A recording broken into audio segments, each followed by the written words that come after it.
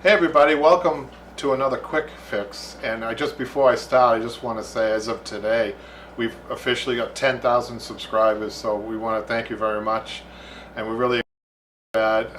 And we also, please, if you haven't already subscribed, please subscribe. And to all you who have, there'll be some surprises coming up about that 10,000. So we'll be making announcements. So stay tuned to Broadway Upholstery, the Broadway Upholstery School channel.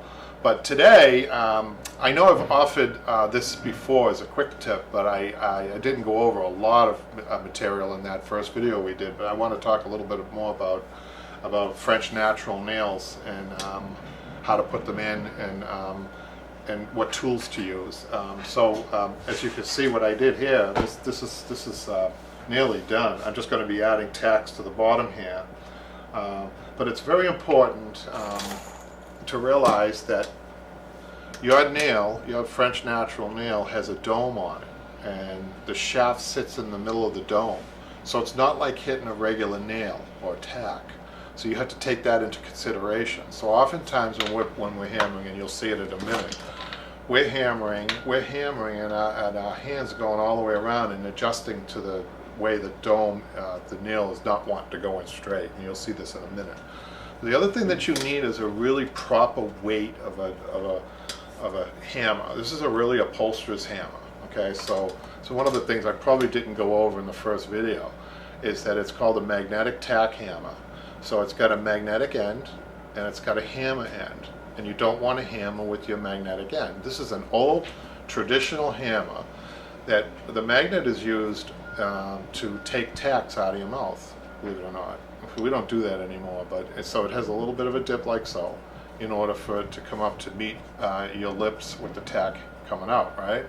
So we don't do that anymore, but it's really interesting that the weight is proper on the head of the tack, on the head of the hammer, and that's really important for hammering.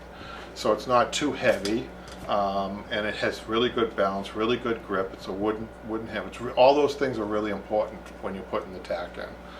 So I'll show you that. Notice though, the hammer end also has a little bit of a dip. So people are used to using a hammer that's straight. So oftentimes when I see people who haven't used a tack hammer like this, when they get down to the delivery or the hammering section, they're bent and they're not getting a proper hammer. So you have to pay attention to that. So body position is everything with these. So I wanted to show you on this here. So I start out with a chair, this chair like this for my tack work. I have to scoot down like this. So my vision, it's really important to get it at about a 10 to 15 degree angle on the tack, which just happens to be pretty much how everybody's going to be looking at your work, right? So you don't want to be working on something upside down because it's going to look different, which brings up a point about these nails.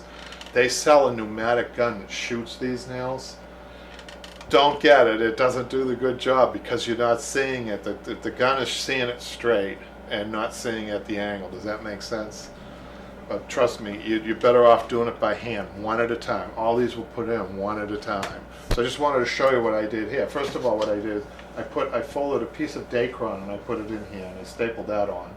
Then I stapled on my panel, my fabric, straight so that it gives me a proper line on these tacks. But I wanted to talk about body position more than anything today. So what I would do, I just want to show you the different stages of when I was putting these tacks in. So I'm scooting down like this and I'm putting this tack in, and then it becomes more natural. I'm like this. Notice how my head is going up. I'm always maintaining that 10 or 15 degrees. Then when I get to here, I'm standing up, and then I'm coming back a little bit, and I'm positioning myself like so. Okay, and then I'm adjusting each tack almost. I'm in a different position. So then when I get to here, I have another chair that I don't have right now, but that chair is a little higher than this one. So I'm right about here, and then I have to stand up at this point, and then I'm like this. So look, notice how close I am to my work, you guys.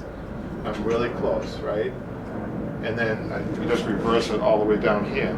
So now when I'm at the bottom here, sometimes what I like to do is I like to get an old cushion and nail on it, because I cannot sit down and do this on here, especially for the angle of your arm and with the hammer.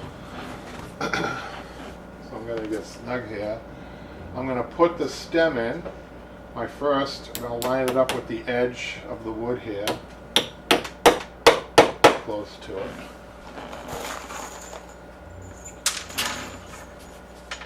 And we just go right along here.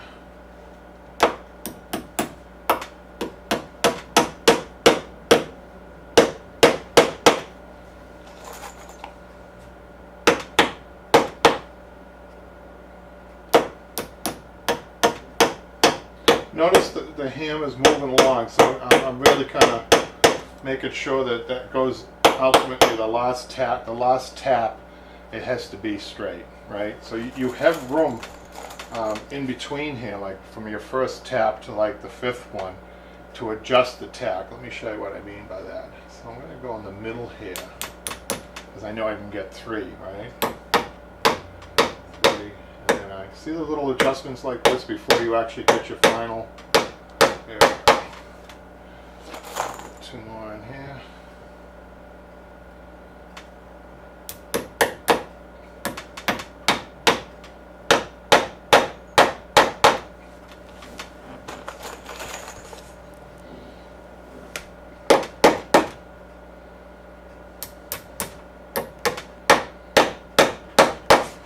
So I want to show you a little trick. I'm glad I ran into a little bit of a problem there, right? One tack is a little too big.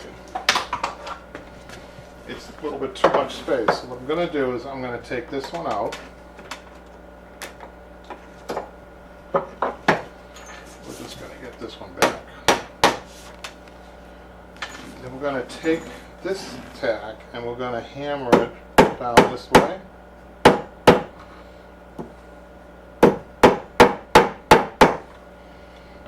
Just to make it fit.